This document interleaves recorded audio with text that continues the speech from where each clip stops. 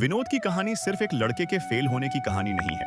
ये कहानी भटक कर फिर से वापस लौट आने की कहानी है। ये उन युवती और युवाओं का आईना है जो शहर की चमक दमक में जाकर खो जाते हैं। गलती होना बुरा नहीं है, बुरा तो ये है कि उस गलती से ना सीखना। इसी पे आधारित ये कहानी है। विनोद पारू गांव का एक सीधा सादा, मेहनती और तेज दिमाग वाला लड़का था।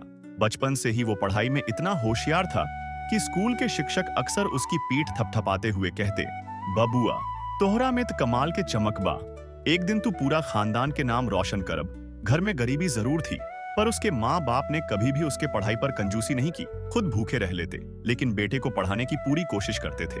10वीं की परीक्षा जब सिर पर आई, तब विनोद ने पढ़ाई में दिन रात एक कर दिया। पूरा गांव कहने लगा था, ई बेर तो विनोद पूरा जिला में नाम जरूर करी। रिजल्ट के दिन जब उसका नाम अच्छे नंबरों के साथ सूची में दिखा, तब घर पर ढोल नगाड़ा तो नहीं बजा, पर विनोद की माँ की आंखों में खुशी के आंसू जरूर चमक उठे थे। बापू ने गर्व से कहा, हमर बबुआ आगे पढ़े पटना जी है, गरीब जरूर बानी, पर बेटा पढ़ी तभी ना घर द्वार एक दिन सुधरी। थोड़ा जमीन गिरवी रखकर, थोड़ा कर्ज लेकर, जैसे तैसे विनोद के पटना में पढ़ाई और जेब खर्च के इंतजाम तो हो गया। और इसी तरह पहली बार गांव का सीधा लड़का शहर की चकाचौंध में पहुंचा। पटना पहुंचते ही विनोद दंग रह गया। गांव की मिट्टी, नदी, खेत सब पीछे छूट चुके थे। यहाँ हर तरफ भीड़, शोर, रोशनी और भागदौड़ थी। क्लास के पहले दिन ही जब वो क्लासरूम में गया तो और भी हैरान हो गया।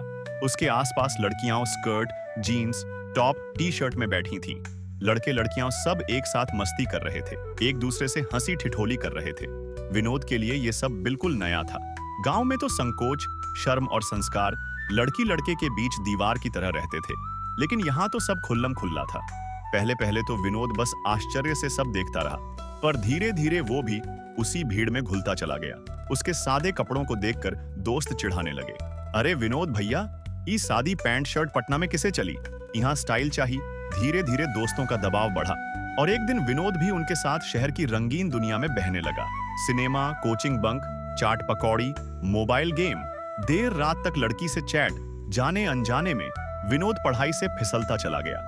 गांव से माँ बाप हर महीने पैसे भेजते रहे, कभी गेहूं बेचकर तो कभी खेत के अनाज का हिस्सा सस्ते में देकर। माँ ने तो अपना गहना तक गिरवी रख दिया ताकि बबुआ पढ़ सके। पर बबुआ वो तो शहर की चमक में ऐसा खोया कि किताब देखने तक का मन नहीं करता। लड़की को इम्प्रेस करने के चक्कर में वो महंगे कपड़े और मोबाइल खरीदने लगा। माँ बाप का भेजा पैसा वो ऐसे उड़ाने लगा मानो मुट्ठी से गेहूं की भूसी उड़ा रहा हो। 12वीं की परीक्षा जब नजदीक आई तो विनोद को किताब उठाने में भी डर लगने लगा था। पूरे साल उसने पढ़ाई नहीं की थी। कोचिंग के नाम पर वो घूमता रहा, नोट्स के नाम पर वो चौराहे पे चाय पीता रहा। परीक्षा के दिन कॉपी मिलने के बाद वो 20 मिनट तक उसे घूरता ही रहा। क्या लिखे कुछ याद नहीं था। उसी पल उसे समझ आ गया था कि इस बार फेल होना तय है। रिजल्ट के दिन जब वेबसाइट खुली तो मोबाइल स्क्रीन पर शब्द चमक रहे थे, फेल। विनोद के पैर कांपने लगे थे, दिल ऐसे धड़कने लगा था जैसे किसी ने जिंदगी के फ्यूज उड़ा दिए हो। वो फुसफुसाया, हे भगवान, अब माई बाप के मुंह कैसे देखा है। कुछ दिन तक वो घर का फोन नहीं उठाया। अगर फोन उठता तो वो बोल देता, माई सब ठीक बा, थोड़ा पढ़ाई में व्यस्त बानी। लेकिन सच कब तक छुपता। एक दिन उसके साथ पढ़ने वाले एक लड़के ने उसके घर चिट्ठी भेज दी, विनोद फाइनल परीक्षा में फेल हो गया है। ये खबर घर पे ऐसे गिरी जैसे किसी ने दीवार पे बड़ा पत्थर मार दिया हो। माँ रोने लगी, का कमी छोड़ ले रहनी हम ओकरा पढ़ाई में कि ई दिन देखे के पड़ल। बापू चुप होकर खेत में जाकर बैठ गए। न कोई गुस्सा, न कोई नाराजगी, बस था तो दिल में एक टिस। गांव लौटते समय विनोद का मन बहुत दुखी था। घर के दरवाजे पर कदम रखते ही माँ ने दौड़कर उसे गले लगा लिया। बापू चुपचाप खड़े रहे। उनकी चुप्पी किसी तीर की तरह विनोद के दिल में उतर गई थी। वो रात भर सो नहीं सका। उसे अपराध, पछतावा, शर्म सब एक साथ खाए जा रहा था। अगली सुबह वो बापू के पास जाकर फूट फूट कर रो पड़ा, बाबूजी, हमारा से गलती हो गई, हम भटक गईल रहनी, अब तोहरा कसम हम फिर से पढ़ब। बापू ने उसकी पीठ पर हाथ रखते हुए बोले, हम तोहरा से नाराज ना बानी बेटा, इंसान गलती से ही सीखेला, फिर से मेहनत करा। उस दिन के बाद विनोद ने खुद को एक कमरे में बंद कर लिया। सारे महंगे सामान, मोबाइल, फालतू कपड़े सब बाहर फेंक दिया। वो फिर से वही पुराना विनोद बन गया था, पर इस बार और भी ज्यादा दृढ़ था। दिन रात पढ़ाई करने लगा।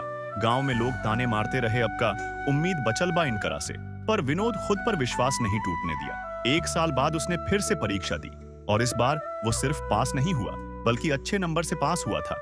गांव में जैसे त्योहार का माहौल बन गया था। माँ बाप की आंखों में वो खोया हुआ चमक फिर लौट आया था। इस बार उनके आंसू दुख के नहीं, गर्व के थे।